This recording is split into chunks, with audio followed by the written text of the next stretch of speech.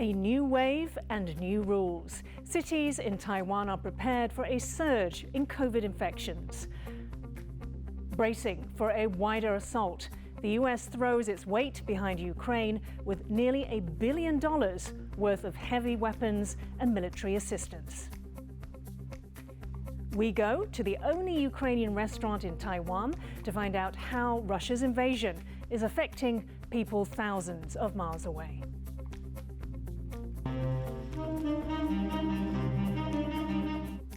And Send in a Cloud, Taiwan's premier modern dance group, gets their new show on the road.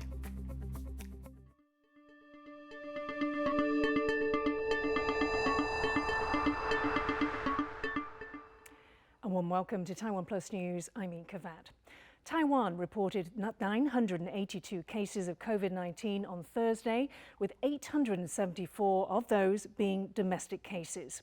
Taiwan has also released new rules, with hospitals prioritizing severe cases and 4 groups, including those over 70 years old. This comes as cities across the country are trying to limit the spread of the virus with testing and contact tracing. Jaime Ocon has the details. Taiwan's health officials say the country is at the start of a new COVID-19 infection wave. That's after reporting triple-digit new cases every day for the past week. In the capital city of Taipei, government officials are encouraging concerned citizens or those who believe they have come in contact with someone who was infected to get tested. 在中山区，我们可能就会发在各个比较热区的地方，让健康服务中心提供给民众他自己有疑虑的部分来筛，所以它当然没有特别的强制性。Recently, Taiwan has seen a spike in the number of reported cases fueled by the Omicron variant. That's despite Taiwan's high vaccination rate. 84% of the country's 23 million people have had their first dose, while 80% are fully vaccinated with 2 jabs, and more than 53% have received their booster shot. Out of the almost 5,000 domestic cases that Taiwan has reported this year, 99% have been asymptomatic or mild. And in cities like New Taipei, officials are crafting their policy to manage infections based on this data. 所以我们全力以赴，让居家照护变成我们4级照护服务的第一关，能够守住我们的无症状 轻症的确诊个案，然后再来是做集中检疫，再来是专责病房以及后端的这个加护病房。With officials preparing for an expected spike in cases, Taiwan hopes it can keep the number of severe cases and deaths at a minimum, while at the same time easing into a world where we learn to live with the virus. Klein Wong and Jaime Ocon for TaiwanPlus. Taiwan is in talks to get COVID-19 vaccine doses for children aged 5 to 11. Officials haven't yet said when these might get approval for use. Our reporter John Van Trieste asked Dr. Shi Xinru, director of Tangong University's Research Center for Emerging Viral Infections, how safe COVID vaccines are for children. I know some studies have been working on the long-term monitoring for the vaccine side effect, but it's very hard to prove the link. Probably it's coincidence, not cause and effect for the vaccine to cause some disease in children. And I think for children, the thing is that the severity for them are very low, but vaccine still can cause some side effect, such as myocarditis, which is very severe. So, of course, parents would have some concern. If you want to control the disease, if children got vaccine, got the shots, I think even though they got infected, the viral load in them will become less. A number of cases hit a record for 2022 yesterday, and the health minister said that we're likely to hit the 1,000 daily new caseload mark by the end of the month. At what point do you think that Taiwan must learn to live with the virus? Yes, I think people are learning how to live with this virus because it's very likely the influenza virus, right? People got vaccinated, but still can get infected, and some people will have very severe syndrome. But the thing is, such as influenza virus got very good antiviral, is Tamiflu. And for COVID-19, people do have drugs right now, the protease inhibitor or polymerase inhibitor. But the thing is, Taiwan, we purchased not that much, not enough. I think it should cover at least 1% of the population. So it will be over 1 million doses would be better to let people can live with virus. So in your view, will regular booster shots just become a part of life, like annual flu shots, for instance? Not really, because for influenza virus, the memory of our body is kind of very short. And for coronavirus, probably our memory is short for the variants, but for the long-term memory, we still can against many types of coronavirus. So we will see whether we need to get shot regularly or probably not as frequently as flu shot, probably 2 years or 3 years, or maybe not. Because consider that there are also many kinds of coronavirus exist in human beings, and we live with them peacefully. Ukraine has yet to confirm Russian claims that it has taken control of the port in the southern city of Mariupol. The country's president, Volodymyr Zelensky, says more weapons are needed to avoid a bloodbath in the east. The US has announced $800 million worth of weapons for the country. Rick Glowett reports. This footage, aired by Russian state television, purports to show a mass surrender of Ukrainian soldiers in the besieged eastern city of Mariupol, the scene of some of the fiercest fighting since the war began. A Ukrainian Defense Ministry spokesperson has said he has no information about a surrender. If confirmed, Mariupol would be the first major Ukrainian city to fall to Russia, and a sign that Putin's new all-out offensive in the east is gaining ground. Uncertainty also hovers over this Russian naval vessel, seen here in 2013, the flagship of its Black Sea fleet. Russia said the ship was damaged and its crew evacuated after an explosion on board, but Ukraine says it struck it with 2 missiles. The conflict now flaring in the east has led Ukraine to renew calls for more weapons from the west. And it has answered. The US is sending an additional $800 million in military assistance to Ukraine, bringing the total to $2 billion. These are not highly complex systems. The systems that will probably require some additional training for Ukrainian forces are the howitzers, the TPQ-36 counter-artillery radar, not a very difficult system to operate, but it's not one that they have in their inventory.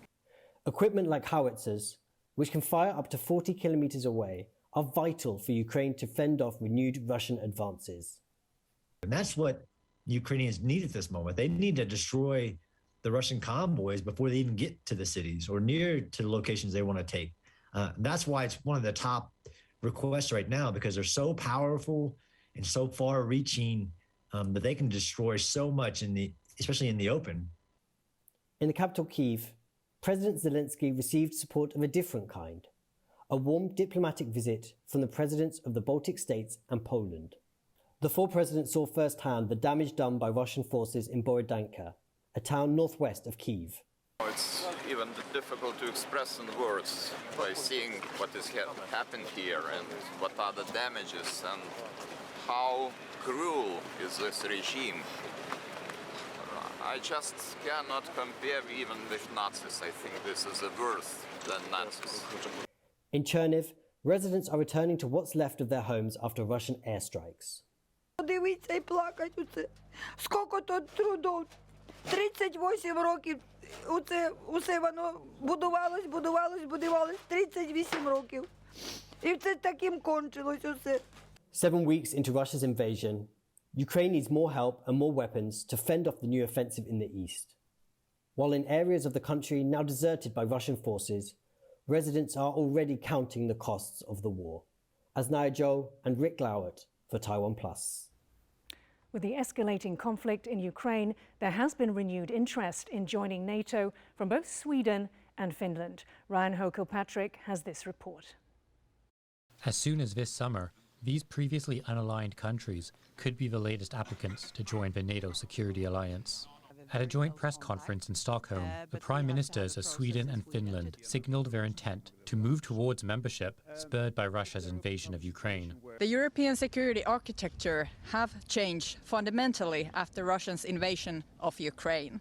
The change in the security landscape makes it necessary to analyze how we best secure peace for Finland and in our region in the future. I won't give any kind of timetable when we will make our decisions, but I think it will happen quite fast, within weeks, not within months. Finland, like Ukraine, shares a long border with Russia, and one that has been the subject of war in the past century. On the streets of the capital Helsinki, people say the renewed threat of Russian aggression has forced a U-turn in their attitude toward NATO. Yeah, I used to be against joining NATO, but today I think it's a reasonable choice. I haven't completely made up my mind, but it's pretty positive against concerning NATO right now.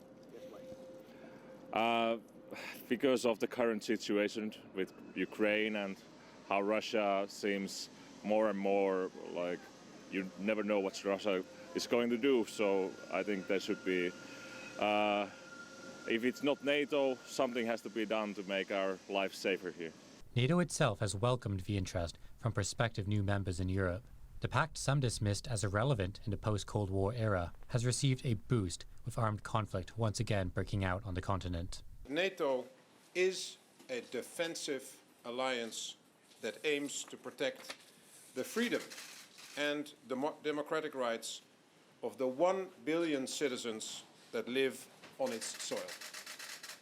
We are keen to work with democratic partners around the world to make sure that the force of law prevails over the law of force. In Ukraine, the war to resist Russia rages on. An invasion launched, according to Russian President Vladimir Putin, to prevent the expansion of NATO. Instead, it looks set to have had the opposite effect, pushing more countries under its defensive umbrella to avoid a similar fate. Ryan Hill-Kilpatrick for TaiwanPlus. Our reporter Rick Glauert spoke to Lucas Andrikaitis of American think tank Atlantic Council in Washington, D.C. about the possible changing shape of NATO and what this means for Asia and Taiwan. He began by asking about Finland and Sweden's potential applications. I'm myself coming from the Baltics, from Lithuania, so I well know how difficult it is to be living with neighbors like that. And I think that the decision to actually move towards the NATO membership was long awaited. There was just not enough political stimulus to actually go ahead and make it. So as sad as it may sound, I feel like the positive after effect of the war is that the Swedish and Finnish populations, I think, actually got the stimulus to actually go for it finally and join NATO. Especially Finnish military is a huge addition to NATO, and for Finland, I think this is a big security guarantee. So it's again, I think everybody wins except Russia, and in this question, Russia should not be the one who's winning. How do you think NATO, the way it works and the way it is seen in terms of a force in the world, has changed since Russia invaded Ukraine? I think overall that the NATO's image hasn't deteriorated at all. I think the support, especially the military support, and even from countries who are more often willing to negotiate with Russia, such as France or Germany, have also changed significantly. So overall, I feel like NATO's image is pretty strong. All the steps that they're taking, especially in the eastern region of NATO, in the Baltic states, in Poland, and in Bulgaria, Romania, and significantly increasing defense capabilities there.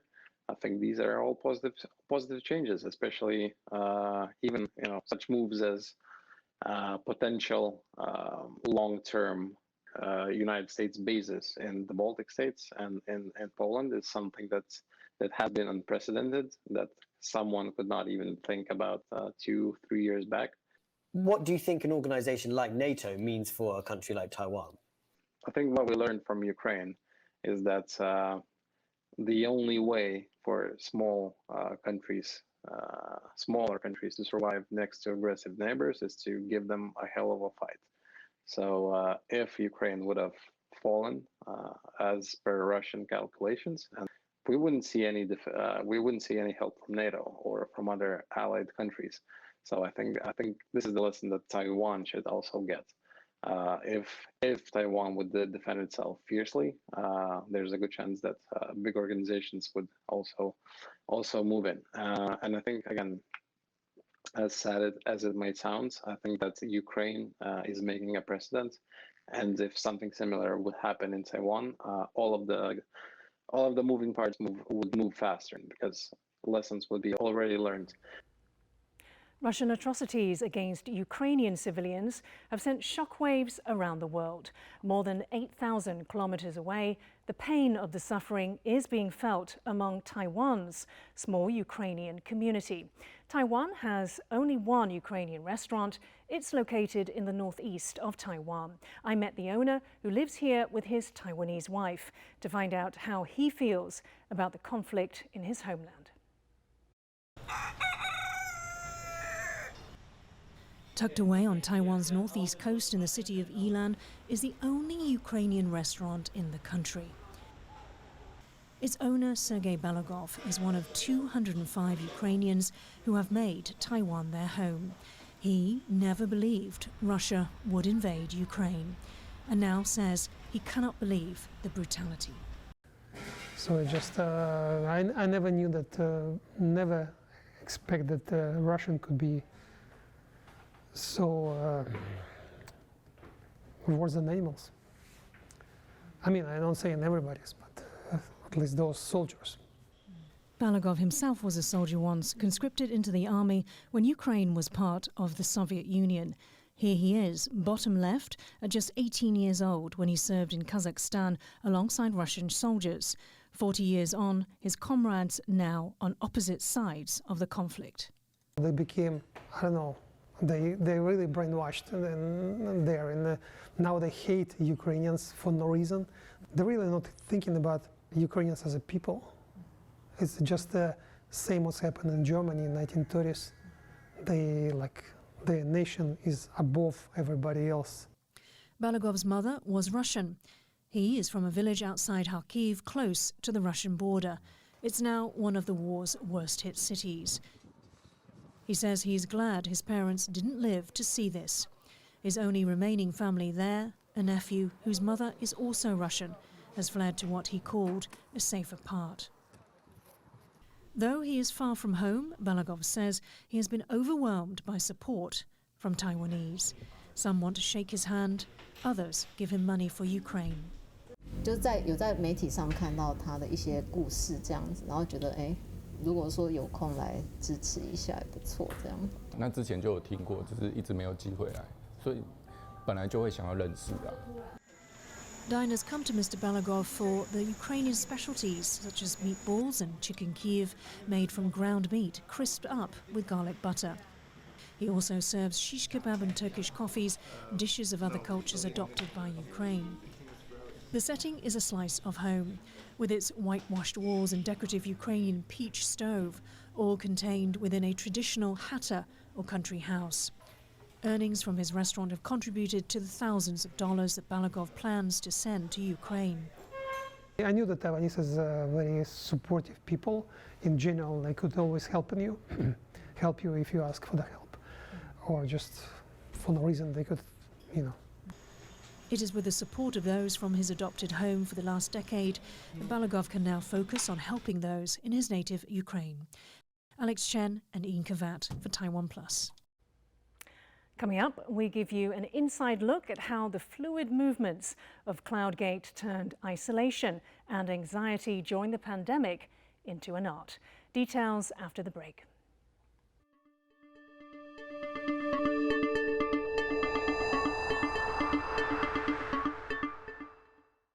In a changing world, when voices are being silenced, TaiwanPlus is listening. We tell those stories. No compromise, no boundaries, people in Taiwan. no fear. I want to study Chinese. I'm Ryan Kilpatrick. Capital Taipei. TaiwanPlus. TaiwanPlus News.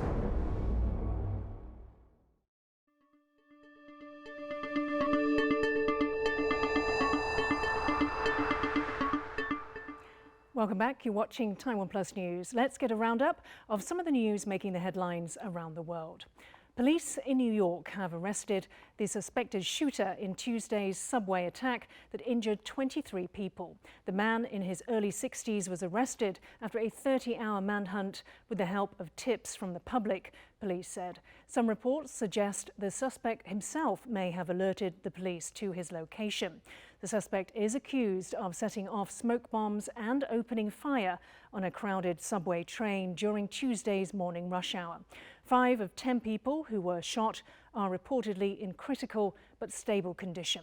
The suspect has been charged with a federal terrorism offence that carries a sentence of up to life in prison.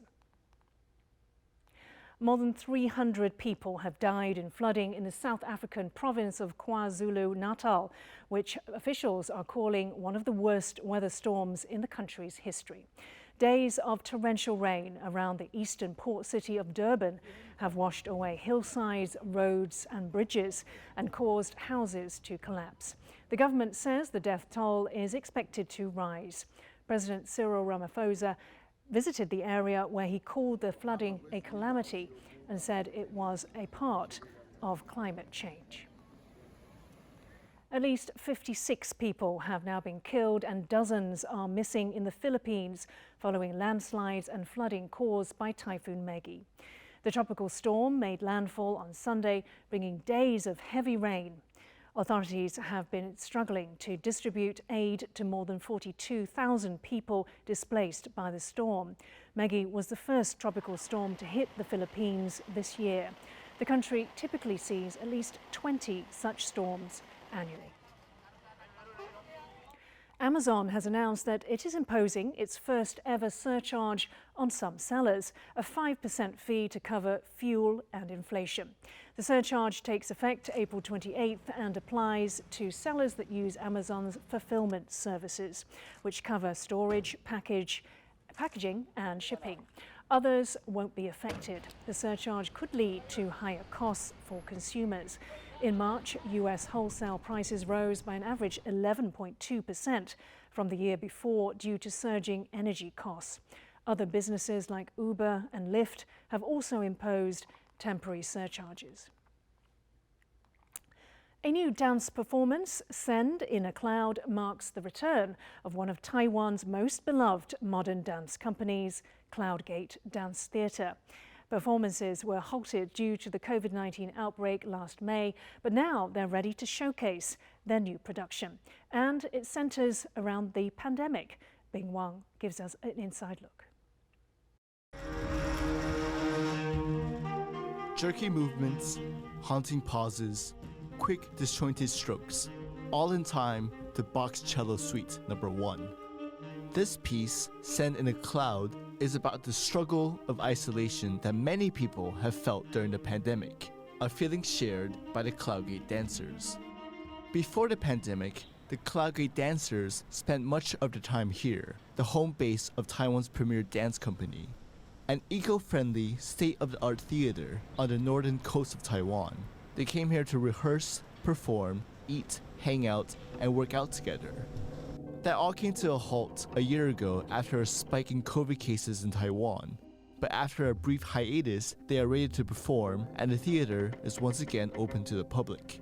The dance group will start their new performances in this theater in Taipei. Then they will take the show on the road to central Taiwan in Taichung. Then it's out to the south of the country in Kaohsiung. The world-renowned Cloudgate once traveled the globe performing to full houses. But this latest work reflects the seismic changes they've experienced during the pandemic. They were forced to stay in Taiwan and at times in isolation. 去年台湾疫情最严重的时候，我们也做了远距的工作，所以每一个舞者在早上10点打开他们家的电脑，我就在 screen 里面看到20几个不同的房间的样子，每一个人在自己的房间。虽然疫情我们没办法在一起，可是我们还是一起上课。所以在这个课结束之后，我1对1的跟每个舞者谈话。These virtual conversations changed Zeng's relationships with his dancers. 所以因为疫情的关系，借由看到这不同的视窗里面舞者的房间，我好像更进入他们的世界的感觉，然后可以更理解他们，而不是透过交谈，不是透过服装，而是透过一个房间。In the same way that Zheng brought his dancers back together, he's also hoping to reconnect with audiences who have shared in a collective feeling of detachment. 希望舞蹈可以不只带给自己快乐，解决自己的情绪，也希望这个快乐可以分享给更多人，让大家不管在剧院里面，不管在台湾各个角落或世界各地，可以感受到云门舞集跟云门舞者所带来的一种温暖或感动。It's undeniable that the COVID-19 pandemic has kept people apart. But for Zheng and the Cloudgate Dance Theater, the space it created offered room for reflection. And the result, sent in a cloud, aims to bring people back together again. Kama Xu and Bing Wang for TaiwanPlus.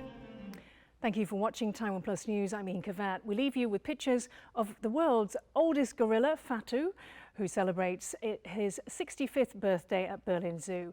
For more stories from Taiwan and around the world, please download the TaiwanPlus app. Stay safe and see you next time.